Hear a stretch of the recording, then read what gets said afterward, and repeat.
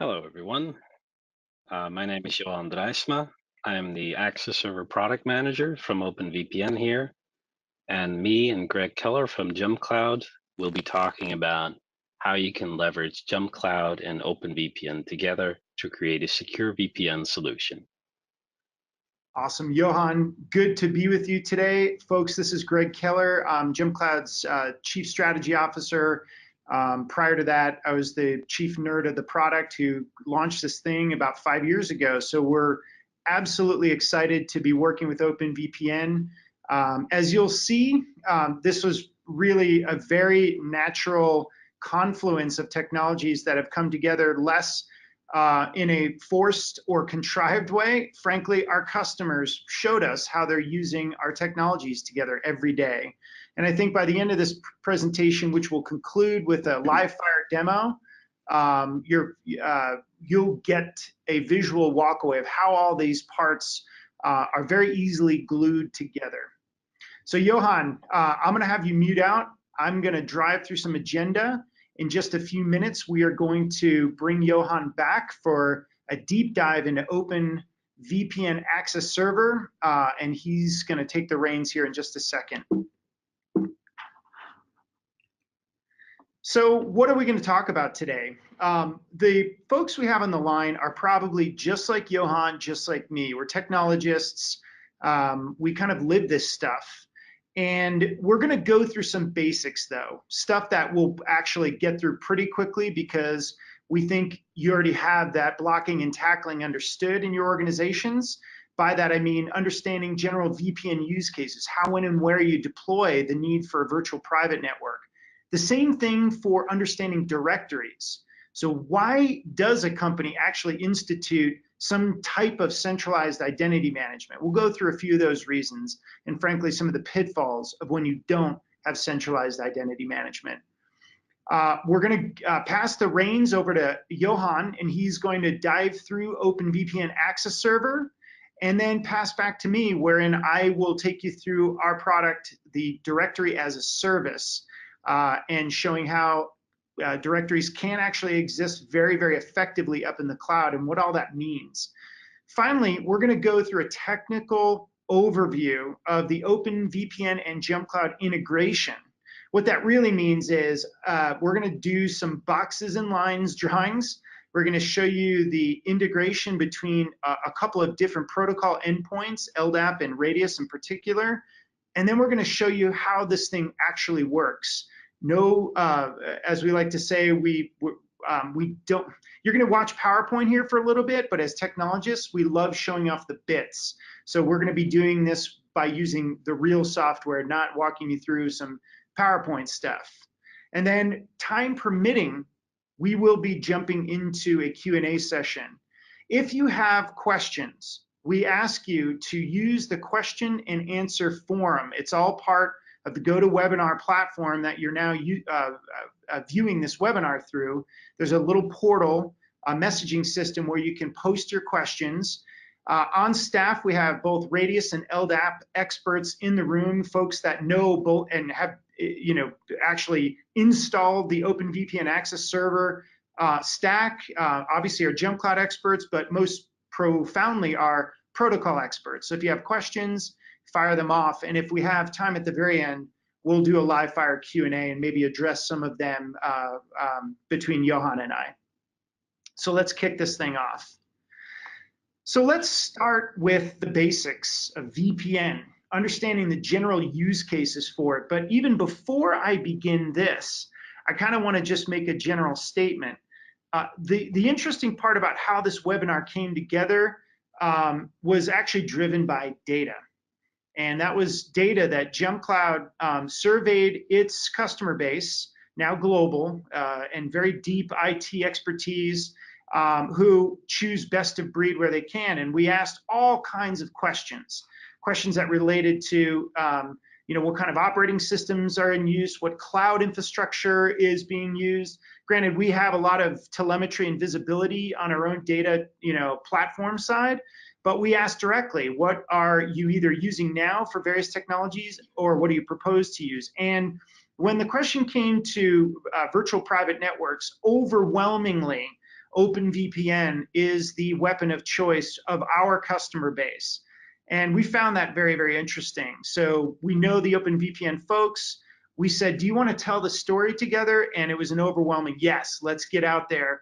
And thus you're going to sort of see this unfold. But now back to understanding the general use cases for VPN.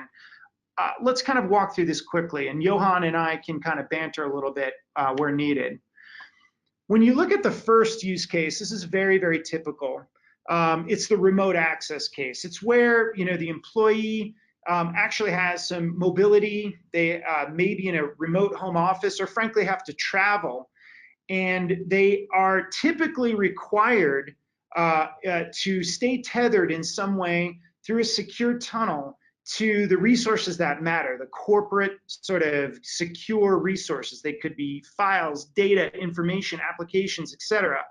Very often you see this in the world of Microsoft, especially those that are using Windows domain join machines. And there's a predication of VPN just to, frankly, stay connected to the mothership. The cool part with JumpCloud is you don't necessarily need VPN in that use case. VPN is still absolutely critical. We use OpenVPN here to get access to our secure infrastructure, primarily cloud-based infrastructure, in order to, of course, have a private secure tunnel between our, brick and mortar locations. But this is what you often see. It's typically a remote singleton worker or a team of workers that actually have to pop through a tunnel in order to, get secure access to the stuff that they need. Now, when Yeah, we move, and the interesting is also that you see OpenVPN being deployed in all sizes, like even just someone at home that runs a server and is like, I'd like to be able to access my computer, from work or whatever, and all the way up to data centers where they connect thousands of computers through one or multiple VPN links. It's quite interesting how flexible it is in that regard. absolutely. And even, you bring up the home network kind of thing. I use it at home. My teenage sons know exactly what a VPN is now, which is That's interesting. great. It is. It's in this day and age of we just don't know who is looking at our packets and easily cracking them open and, learning more about us. I don't feel very good in my stomach with that. So that's why we use it at home. But clearly Yeah. that is trickle down technology from, frankly, strong security minded industry needing the ability to kind of just maintain secure access. Let's move into the next general use case, clearly site to site. JumpCloud is a company now that has grown fairly substantially in terms of the number of employees. We have now multiple offices, we're moving global, and we are this picture right now. We are the company that actually has to tunnel in between ourselves to just maintain that secure, tight connection. Frankly, as we like to say, even in a domainless world where everything is virtual and in the cloud, VPNs are the things that sort of establish that virtualized network. And we depend upon this every day between us. And most profoundly, if you just take the use case away of two brick and mortar establishments, we are a fairly substantial customer of Amazon around the globe. We depend upon VPN in order to maintain a tight access to our cloud infrastructure. Obviously, beyond that, using strong SSH and other mechanisms, including multi-factor. But the tunneling is the general first tube that we sort of teleport all of our information through. Yeah, I have to say that we see this happen a lot, especially in the last 5 years or so, especially with these cloud platforms like Microsoft Azure, Google Cloud Platform, and of course, Amazon AWS. A lot of people are building a lot of great solutions in Amazon, but they run into the problem of having to open it up to the internet and then having to separately secure each application that they open up to the internet, like add SSL protection or something like that. Mm-hmm. But the great thing is if you just install a VPN server, you can just keep everything private and off the internet and still access it securely. So yeah, it's a great Exactly solution. right. We'll move in now to basically an instantiation of the prior, which is, when you're really starting to move into more complex subnet structures, basically. So in this particular use case, again, JumpCloud, it's funny, I built these slides. In fact, what you're looking at, this is a good example of the commingling of our worlds, OpenVPN and JumpCloud. These are actually all OpenVPN kind of images that you're seeing, but this is truly like even a deeper look at what our infrastructure here looks like, especially with respect to subnets and using virtual LANs in order to route the traffic, or better use cases to prevent others from accessing that. This is really what we look like. Looks complex. Yeah, it is, as we are scaling, you can imagine. Oh, yeah. Now, to our point earlier, I think, Johan, this is actually really a more profound example of the home internet kind of thing. This use case is why our family uses this, mainly, from our, in my case, my son's mobile devices through, our iMacs and Windows machines that are floating around our house. We just pass everything through our particular instance of OpenVPN, the free version, and in this case, it just masks everything. We don't necessarily, we're protecting, really the outbound traffic from understanding really where it's being served from. Yeah, that's a good use case, but also a lot of the times you're on public internet places, even like open Wi-Fi and stuff like that. If you send traffic over that, it could be intercepted by someone else on the same network. There could be some bad actor there. The great thing is that if you just tunnel your traffic through the VPN connection to your own home server, well, you trust your home server and you trust your internet connection at home. So yeah, it's a good way to secure that traffic from eavesdroppers. That's exactly right. So we'll move in now. Think of this as toggling from the general use cases of how, when, and where a VPN client or a VPN infrastructure is important. Let's kind of do the analog here about directories. And this will be very quick. I am confident everybody on this call that has worked in IT, for a minimum of 12 months, will start to really understand viscerally the concept of centralized identity. So we'll get through this quickly and get to the real meat of the presentation. When we look at our problem space, here we are as a company, this is JumpCloud I'm speaking about, and we serve our customers by centralizing identity. It is amazing to us the types of questions that come in, and when we get to really see infrastructure, especially of fast scaling companies, 2, 3, 4, 500 employees, that don't necessarily have some sort of centralized mechanism for binding. Very often, we see companies that are leveraging Google. It has an amazing directory of users, but it is not sort of this universal foundational directory that covers all the things that an employee is going to generally or be required to access, starting with their MacBook or Windows machine to even the wireless networks when they walk into an office, all those things, right? And what we generally see is the propagation of independent passwords, very often very weak passwords, non-NIST compliant, in the new day and age of long, very complex or phrase-based passwords. Many of these systems just, we all know users are lazy. They do not want to comply. So they will, like water running downhill, they'll choose the easiest path, which is some variant of a simple password, like password 123 or John Doe 123 or 123 John Doe. They're all different, but they're all poppable, generally speaking. That, and the number one violation we see is the shared SSID and password 99.9% of the time written on a whiteboard, and this is the network of the employees. Everyone is sharing the same thing, and as you'll see, the complexity of how all this goes sideways when you offboard an employee.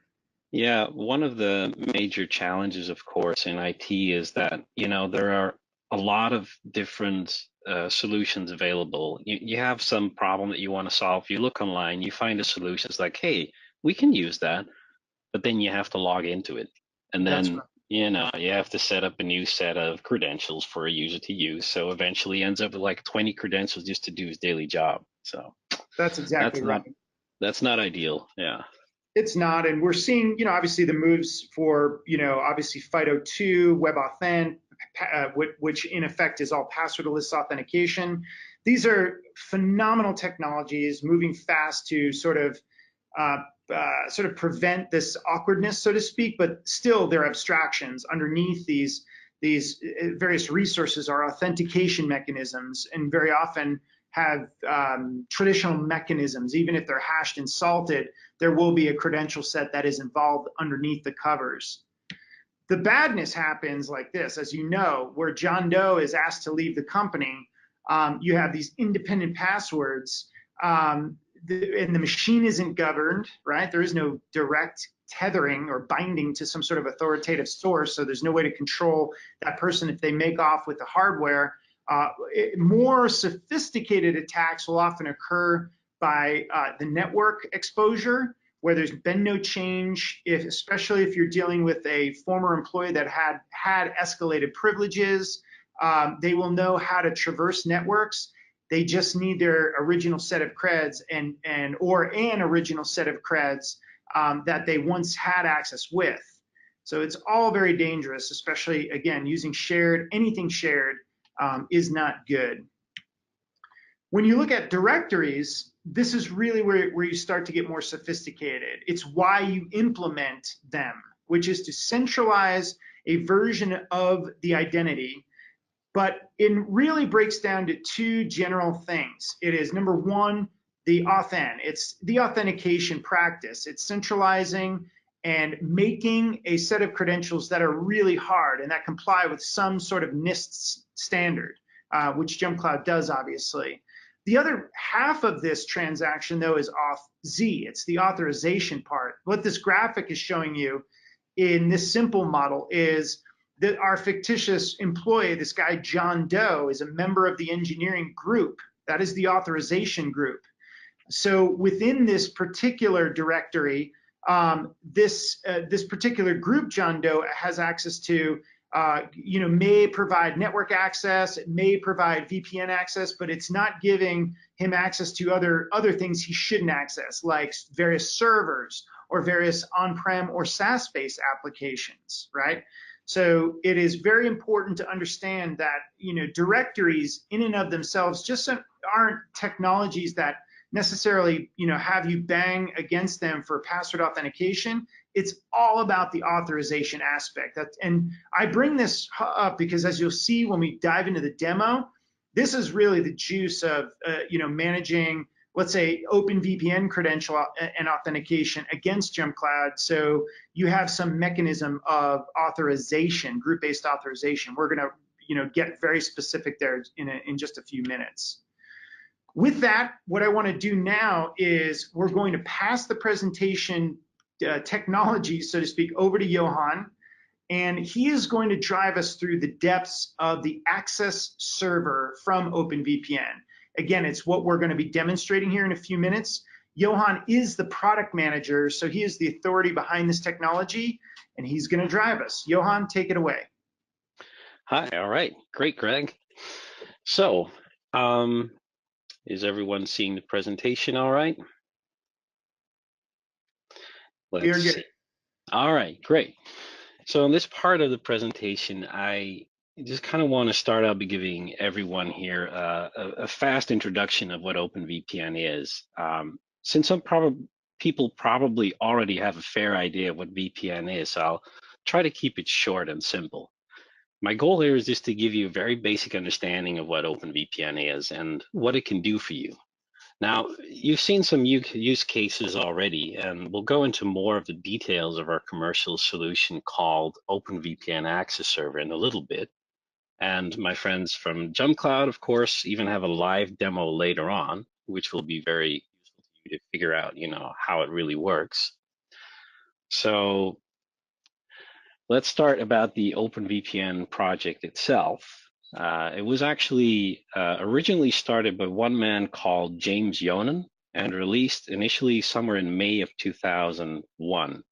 So it's about 18 years old, so a fairly, adult product. It has a lot of development and a lot of bugs and fixes in them as well over the 18 years that it's been around. Over time, as the project gained traction and more developers joined to assist in improving it and adding more functionality, eventually a group of OpenVPN core developers emerged and became the main caretakers. And James Yonan, of course, still remains involved in that project. The goal of this piece of software was to make it possible to easily connect two or more computers together to allow them to communicate with each other in a private network. Now, already VPN solutions existed back then, like PPTP and even IPsec and all that stuff. But another goal of this project was to have it work without requiring special protocols like GRE. So you can run it over a standard UDP or TCP connection without having to open a whole bunch of ports. In theory, even one port is enough just to make this work. It could be TCP or UDP, but keep it simple, basically. And communication between computers in this virtual private network would be secure because any traffic sent through this VPN tunnel to the private network would be encrypted so that programs or people trying to eavesdrop on that private network traffic would not be able to make sense of the information they try to capture.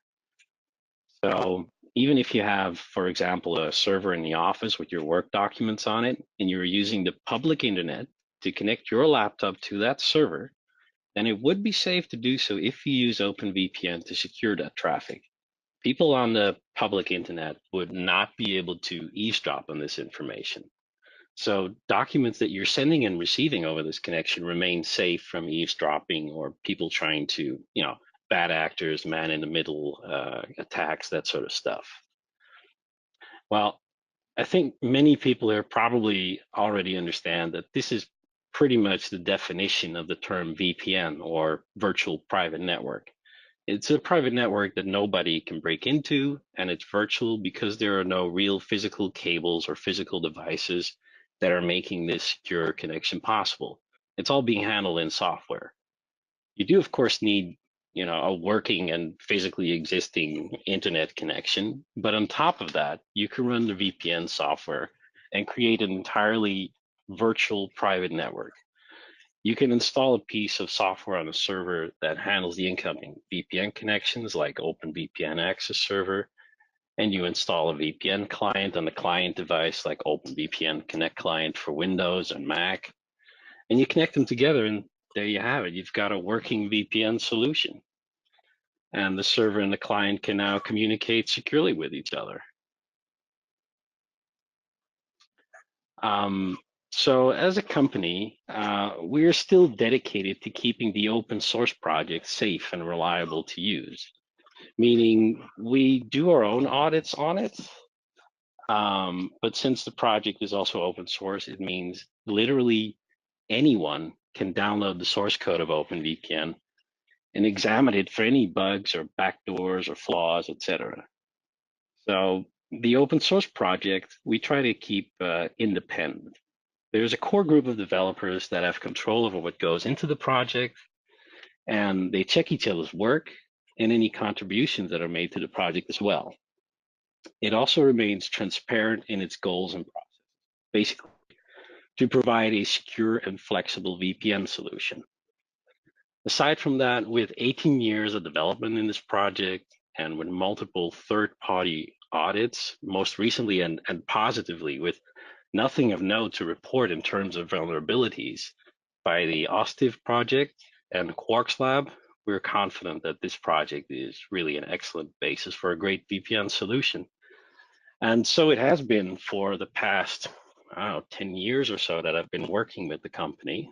So it's a good solution, I'd say. So the open source OpenVPN project is great, but the problem is that companies want something to fall back on when there's a problem. An open source community is generally a best effort type of support by volunteers. because, it's just an open source project, and usually it's run by programmers, that have a passion for this project, and they have free time and they devote it to this. But customers want to be able to go to a company and say, listen, I purchased this piece of software from you, and I'm having trouble getting it integrated with my systems, and I need your help now. And that is one of the main reasons why the OpenVPN company was started by Francis Dina and James Yonan to address these needs. Over the years, we've become very successful in this with the product called OpenVPN Access Server, and its accompanying OpenVPN Connect client software. At the heart, they're based on the open source OpenVPN project. We provide expert support for this software so that even complex situations can be set up and configured to work. The Access Server also extends the functionality significantly to make it easier to implement and use the OpenVPN solution. One of the examples of that is that if you take, for example, the open source OpenVPN project, it's basically a command line driven tool, and you need to know all the details of how to configure it in order to effectively use it. So it becomes pretty difficult to use it, if you just take it as is in an open source project. OpenVPN Access Server adds, for example, a web-based interface that makes it easier to work with, on top of a lot of other things to make things a lot easier to deploy the solution to clients as well. So yeah, we've become quite successful in this. And on top of that, we still work closely together with the OpenVPN core developers to ensure that any security issues are fixed as soon as possible, and that they have the necessary resources to do their job.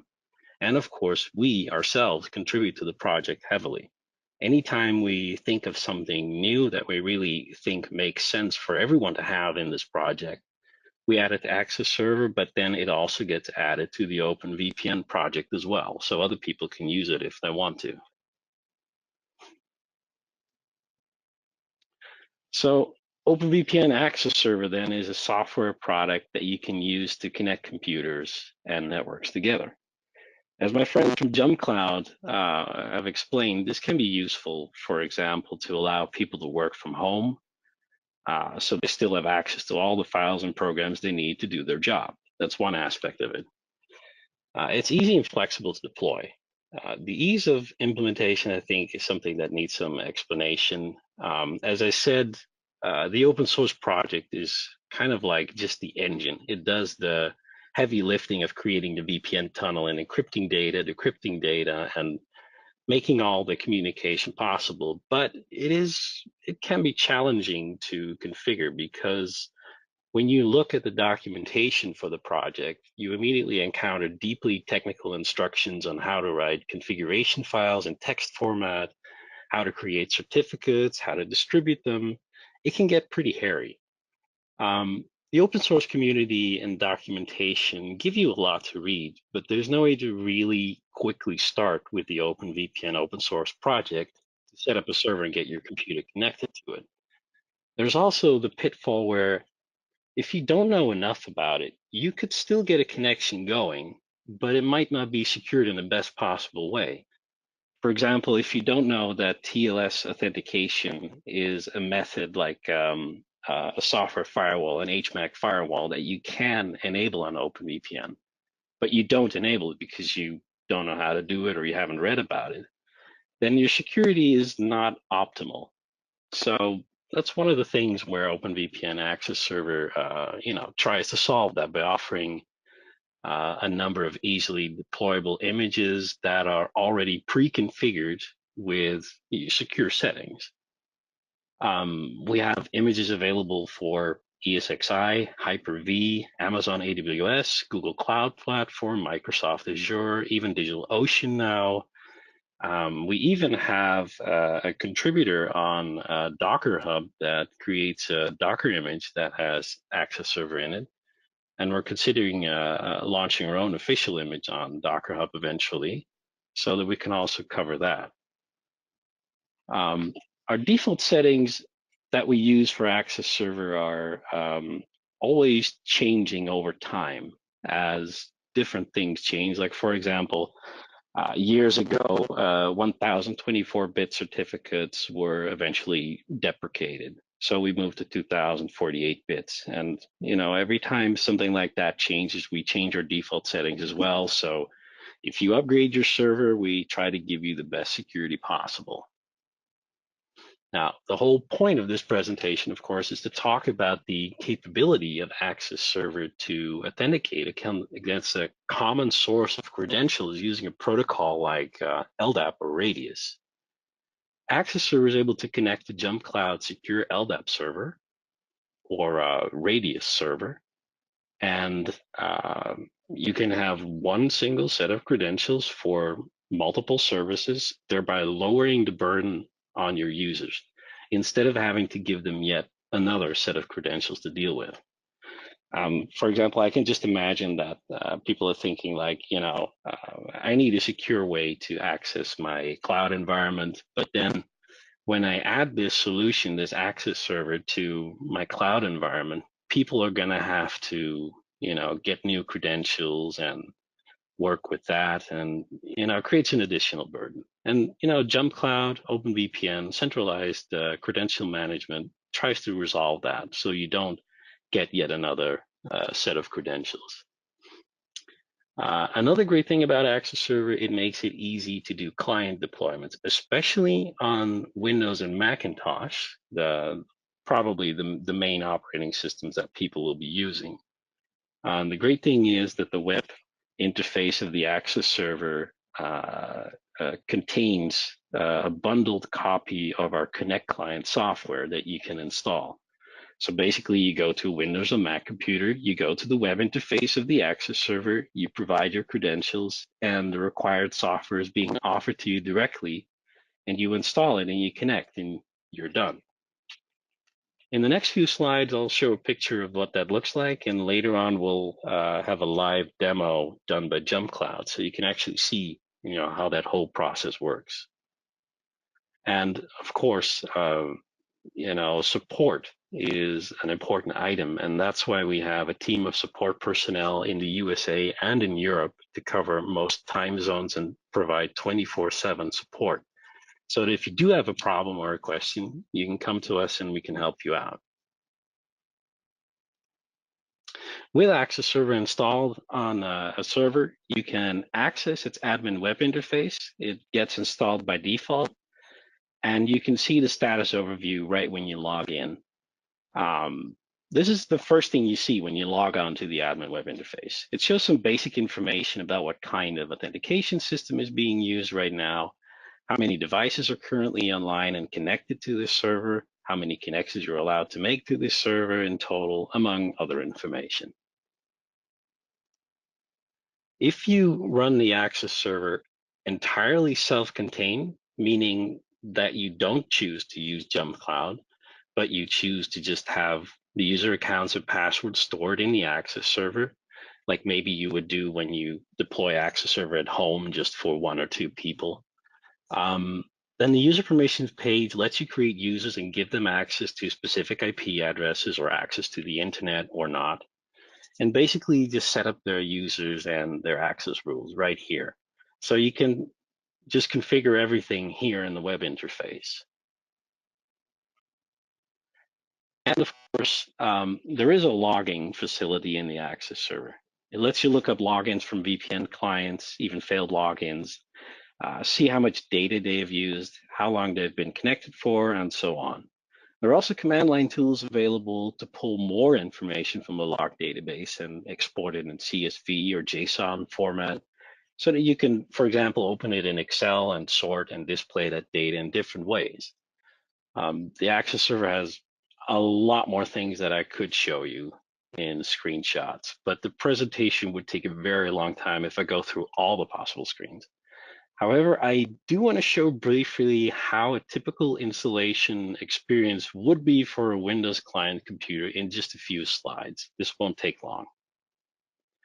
So if you have a typical end user, you would head to the web address of the OpenVPN Access Server, and this address should be something that you, as an administrator of the Access Server, configure and provide your users. For example, I could have it at the address myvpn.openvpn.net or test.johandraisma.nl or whatever domain I care to use and have control over. Technically, it can also be based purely on IP address, but that has some drawbacks if you ever need to move your server to another IP address. In any case, once I've landed on the login page as a user, I can enter my credentials and log on. And when I do that, immediately I will be presented with the option to download the OpenVPN Connect client software for any of the 5 supported platforms. The Windows and macOS software is actually bundled inside the Access Server. So when you click that link, you immediately get a download. If you look at the bottom left, you'll see that OpenVPN Connect.msi has been downloaded to this computer. So I went ahead and clicked it. And if I open that installer, well, the installation starts, and it doesn't actually really ask you much of anything. It just installs and makes it ready for use. It immediately also prepares the installation just for you, so it has your username in it. So as we can see here, I've got the installation set up on Windows 10, and at the bottom right in the system tray, there will be an icon for OpenVPN Connect.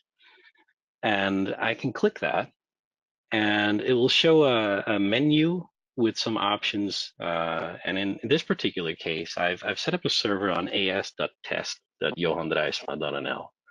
So I can click that, and if I select Connect there, I'll be asked to enter my credentials. And once I do that, I start the connection, and the connection establishes within like 1 or 2 seconds at most. You'll see in the demo, this will come up as well. I just wanted to give you a quick preview of what that would look like in, on a typical Windows client.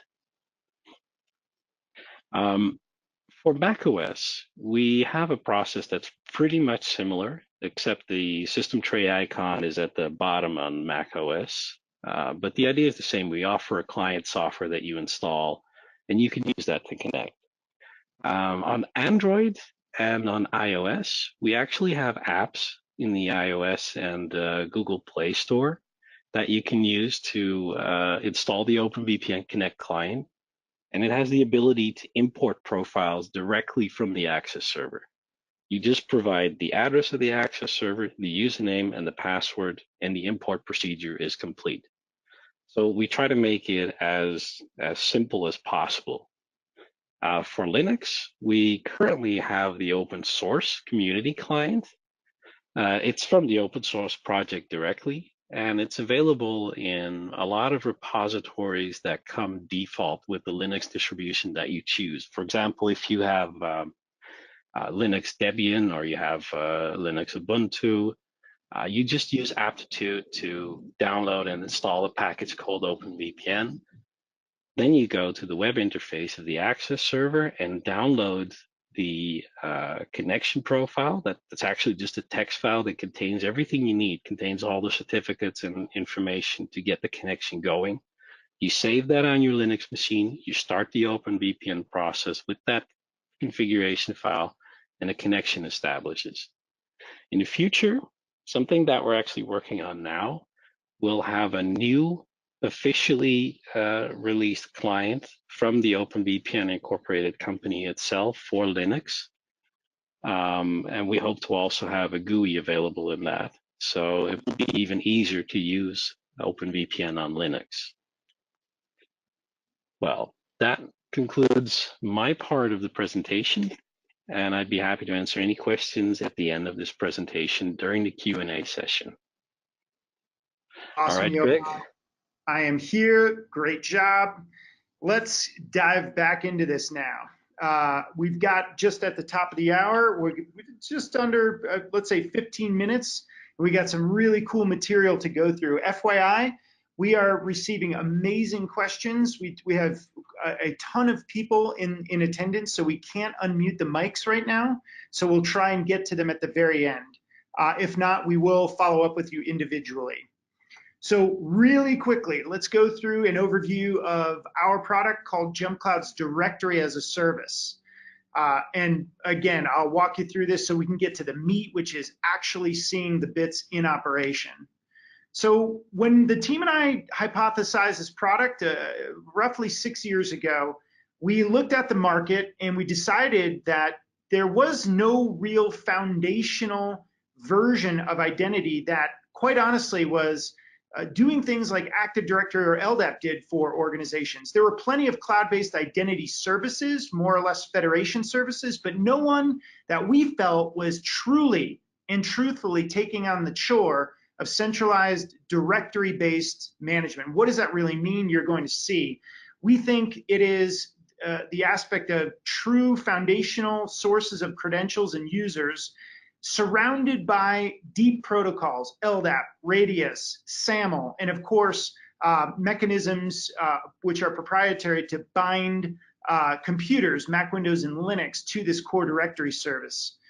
When you look at this picture, this is sort of a representation, a very simple one. We call it the wheel diagram, generally displaying our world of and how our directory is built. FYI, everything that we have built is of our own design and making, meaning this isn't like, let's call it an instantiation or a packaging of Active Directory and put it up in the cloud for you. This is our own proprietary directory architecture, utilizing open source standards, protocols, LDAP, Radius, and SAML in particular, as the mechanism, 3 of the mechanisms to authenticate and authorize. So let's kind of walk through this.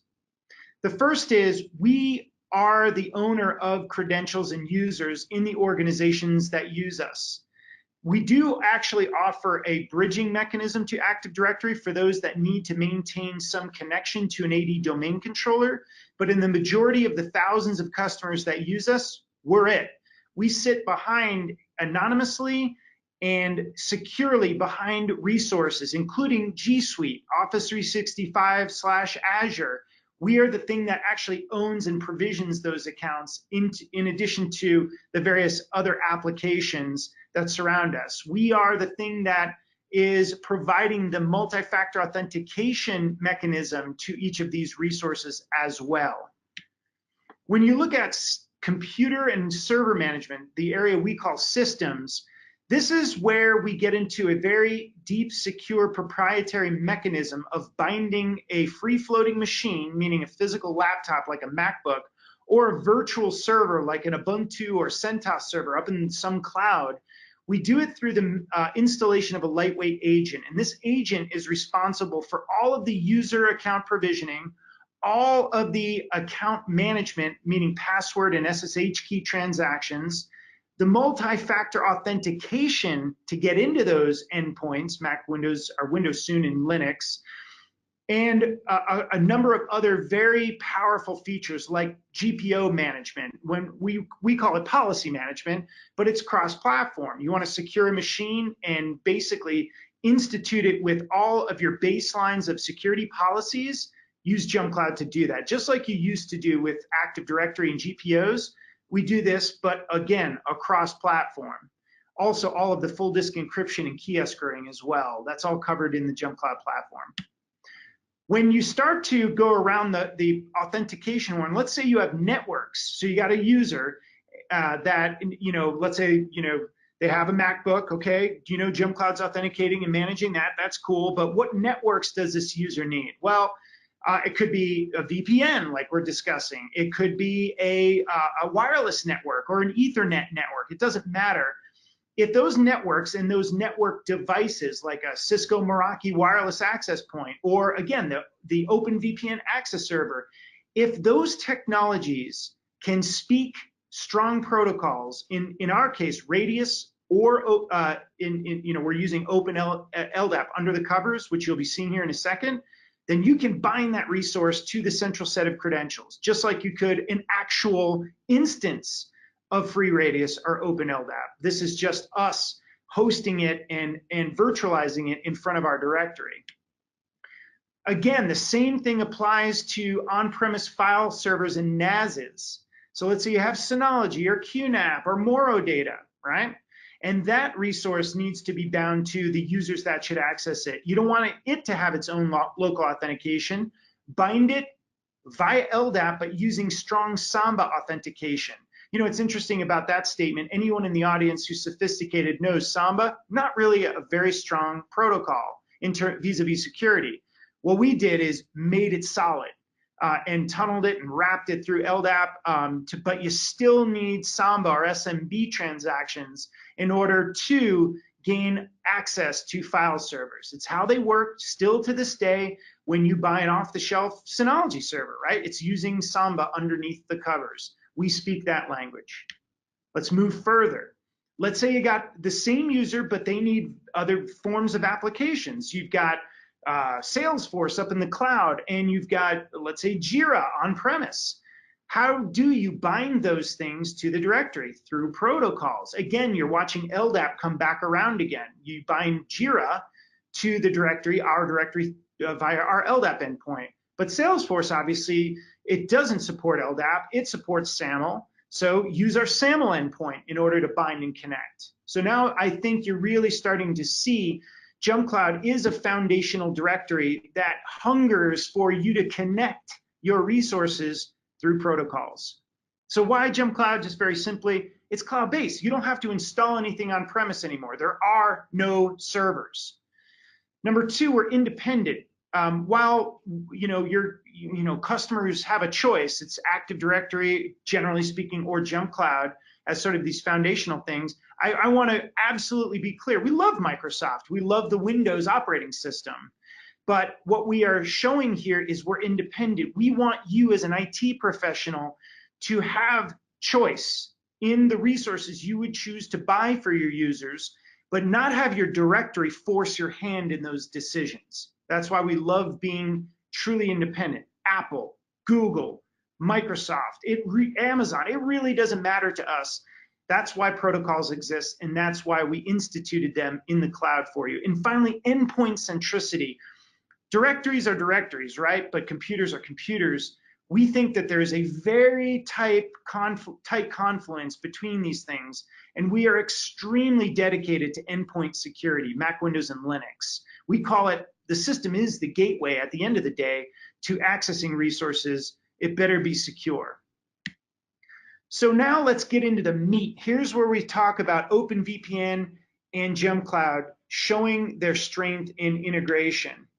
And that's when you look at my wheel diagram, this is sort of the area of the product that we're really going to be focusing on, and you'll be seeing in the demonstration. We're going to today use LDAP as the demonstration sort of bed here. It could be Radius. I just wanted to show LDAP off because I can do some cool group membership stuff, and you can do it with Radius too, but it kind of presents well in LDAP. I just chose LDAP in order to do the demo, which you'll see in a second. I put this diagram together basically as just, your classic sort of box and line thing. This actually is how I've got mine set up. I've got my client. In fact, you'll see here in a minute, I'm actually doing this webinar from a Mac host, a MacBook, but I'm going to use Windows, like a Windows client. I have a virtual machine waiting in the background that you see here as part of the demo. So I've got my client. I've got OpenVPN Access Server set up in an Amazon cluster, on one of our Amazon clusters, just as a test bed. And then I've got JumpCloud also in the cloud, obviously. We are a SaaS platform. And you'll see there's no servers on-prem. I have the Access Server easily built up in a Linux instance, and it's just humming away. But we're using cloud-based technologies, secure cloud-based technologies to integrate. Now, how does all this transaction work? Basically, focus in on the middle part. You're going to see where I've taken Access Server. I have chosen not to use local authentication, but using LDAP. Again, it could be Radius. The yellow line emitting down from the Access Server into JumpCloud is the authentication request, the authent request. Once Access Server basically is programmed to say, where do I get my authentication from? Okay, an LDAP server, it knows to lob an LDAP search query in order to scan the LDAP tree inside of JumpCloud to find the user and do all the wonderful things. The green line going up is the authorization response, the auth-z response. So as you'll see, I'm going to do a bad response and then a good response, so you can see how all this stuff really operates behind the scene. And obviously, once the connection is made and secure, that client then can tunnel all the way through to get access to the stuff that that person really needs, be it a VPC up in Amazon or on-premise file servers, whatever it is, right? All the stuff we talked about at the beginning of the presentation. Now, the last thing I want to really get across before we go into the demo is this. The teams, OpenVPN and JumpCloud, created awesome documentation. In fact, two of the authors are sitting here in the room, our Radius and LDAP experts. So if you go to support.jumpcloud.com, you will see, and just search for OpenVPN. That's all you need to type in our knowledge bases search engine. You will see those documents that you see here in the screenshot. It takes you step by step, and they're really, truly not very long steps in order to build the integration. When we do the demo, I want to just lay the groundwork in advance, so you'll understand what we're going to do. We're going to set up the JumpCloud LDAP directory. In fact, it's already set up. I'm going to show you a binding account. This is what you'll see inside of the Access Server dashboard. It's a classic bind in. Consider that the LDAP service account to basically make the handshake. And in that account in JumpCloud, we'll have the authority to scan the LDAP tree. We'll get a user group together, so we'll do the authorization aspect. But then you're going to see like how this all transacts with OpenVPN. It's all, you'll see this. It's very straightforward. So with that, what I'm going to do is my sleeves are quite literally already rolled up, and we're going to get busy showing the demonstration. All right. In order to do this, I have a number of different resources. Let me walk you through these resources to show the demonstration. The first, obviously, is the OpenVPN Access Server. I'm already logged in here. We'll take you through a quick tour. You can see that this is actually up in our Amazon server. It's just something it took us literally about under an hour to get all this fired up and tunneled through. We're all good with that. The second resource is the JumpCloud product. This is the administrative dashboard, what you as IT people will be accessing in order to build your users, build user groups, etc. And you'll be watching this live fire in a second. Two other resources, so you know what they are, actually three other. The first is I have two terminals. One is accessing, or when I log into it, will be accessing the belly, so to speak, of the OpenVPN Access Server. And the other terminal is actually accessing our LDAP endpoint. I have a LDAP search query here that is poised, ready to do a search in order to display for you, the various memberships and stuff. So I promised you this was going to get nerdy, and it will, and that's the way we like it. The third and final resource is over here. It's the Windows client. It's a virtual machine that's actually hosted on my MacBook, but it's a real Windows 10 machine, and we're going to use this as the client. Note here, this guy, Tim Albert, this is our fictitious pretend user we're going to be sort of demonstrating today, and we'll watch all of his transaction sort of go through the failed authentication attempt and then the good authentication attempt. All right, let's get dirty. So the very, very first thing we're going to do is jump into JumpCloud. Why? Because you got to see how the LDAP stuff is sort of set up. It's super easy. We're doing this first, so then you can, when we jump into OpenVPN Access Server, you get to see exactly how it integrates. Now let's take a look at that. We'll head over into our directories area. You'll notice we have integrations with a lot of other sources of identities, G Suite, Office 365, we've got Workday, we've got obviously a connection to an Active Directory. When you see JumpCloud LDAP, you will see that this is actually not an external directory. This is really just the management of our authentication endpoint. So this is actually, a virtualized LDAP interface that really is tightly integrated with the JumpCloud platform. You'll see in here, I've got a user group already built called OpenVPN, right? And I'll jump into that user group, but why do I say that? Because the OpenVPN group of users is really integral to the authorization process, right? Now, one last thing. I mentioned I have a BindDN. This guy is called LDAP user. You can see here, this is a service account. Its password never expires, which we have set. That is modifiable if you choose to. But in our case, it's just a headless, non-human service account.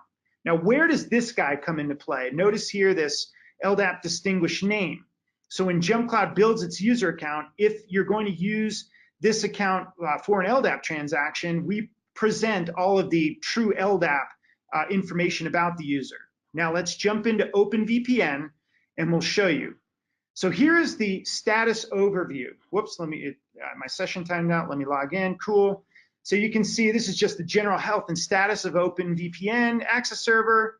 Current users, there's nobody banging against. There's no tunnel going on right now. You're going to see that live in a second. Our Tim Albert will be going, he'll light up in here. But notice here, I have an ability to authenticate through Radius or LDAP. My LDAP, you'll see, is done just like this. It is mindlessly easy to set up. You'll simply click LDAP. The JumpCloud LDAP endpoint is called ldap.jumpcloud.com. You don't have to write the LDAP-S or anything in there because it's all taken care of right here through SSL. So flipped on. You don't have to actually input the 636 port. VPN Access Server does that for you. This is all the BindDN information. This is that service account. This is that service account's password. This is where the service account will search for users when it does its scan. Very, very easy. Access Server actually makes this easy too. It says if you're using LDAP, use UID, which I have input here. If you're using AD, use same account name, right? Very easy. Now, here's the critical thing, which is actually, again, super easy. If you're going to, and we always recommend this, use group management for authorization, you have the member of overlay. This is what that string looks like, right? And again, all of this is in the documentation that I showed you a few slides ago, right? So don't worry about trying to take screenshots or any of this kind of stuff. It's all in our docs, all right? So now let's get busy. We're gonna first go over into this particular Windows machine, all right? Now, if I'm going to sign in as Tim, just so you know, the password that I'm entering for Tim, this is his JumpCloud password because this particular Windows client is being managed by JumpCloud too, including the authentication, right? Well, So I'm glad to see that the login worked because it would have been very embarrassing if it didn't. yeah, because we got JumpCloud, Johan. Everything works with JumpCloud. Yes. Well, again, not to be cheesy, but let's just say we've spent quite a few years getting this right. So now in the tray, you'll see here is the OpenVPN client. I'm going to just connect to this guy. I've already got my address. I'm going to continue. And I'm going to type in a password here, right? So this is a password, the same JumpCloud password. And this guy is going to fail, right? Boom. Disconnected. Authentication failed, right? So now me, I'm the user. Like, why the hell is this failing, right? Let's show you transactionally behind the scenes why that is occurring. So if I go into, first, let me log in, all right? I'm going to log in. Let me type in my password. This is the terminal session that's getting me into OpenVPN, all right? So I need to see why the heck isn't Tim Albert authenticating, right? So let's put in his username, tim.albert. All right. I'm going to type, let's say I know Tim's password. Okay. Okay, boom. Here is the great verbosity of what Access Server is doing. User not found that meets specified requirements. He's not a member of the OpenVPN users group, right? So that's why you set up group membership. And it's like, aha, okay. Now let's look at this inside of LDAP. Same thing. Here's JumpCloud now. So if I do a search query, and it's like, all right, here's all the users. Let's search for Tim. Albert. Okay. Here's Tim Albert. Here's his LDAP record, and we can look at all his group membership. So he's a member of the admins group, Synology, DevOps, development, users group. Boom. I can see he's not a member of the OpenVPN group. Duh. So let's head back over into the JumpCloud user interface. I'm going to go into groups. I'm going to find that OpenVPN group. Here it is. All right. And now look at users. And oh man, there's no users bound. Let's find Tim. Here's all the people that with the search name Tim. Here's Tim Albert. I see. I need to add him to the group, which I'm doing here. I will save the group, and instantly we propagate that membership out into the universe. So let's go back to the machine. All right. Let's head back over into his connection. Let's reconnect to this guy. Now I'm going to enter in my password again. Voila. Now I'm good. Now you can see I'm connected. Folks, that's it. I mean, if I've done my job right, this is sort of like even a non-impressive demo. And I mean that sarcastically, because it's all the technologies and protocols. When you do the protocols right underneath the covers, and that's a big point, not every LDAP endpoint is the same, I will promise you. What we've done is actually built the LDAP endpoint right. And what OpenVPN did is actually build open LDAP search queries right. They're doing the right thing. So this is how all this stuff works so seamlessly. So let me just say I am at the top of the hour, actually a little bit past. We're about 5 minutes past the hour. We have kept you 5 minutes longer than we had anticipated. And we want to ensure you that we see the questions, they will be answered. So we will be working collaboratively with the whole team at OpenVPN in order to make sure your questions are answered effectively and directly. So with that, Johan, if you have any closing comments, I want to personally thank you for taking the time in working with us. I think that all of the materials were excellent, and we just showed how simple this stuff is to use in an integrated fashion. Yeah, great. I mean, the live demo was great and very clear, very technical as well in some areas. I think it was great. And yeah, JumpCloud is good. I like it. Awesome. Well, listen, folks, we will let you get back to your days. We thank you for participating in another JumpCloud webinar, and so thankful for our guest today from OpenVPN. Thank you so much, and we'll look forward to answering your questions.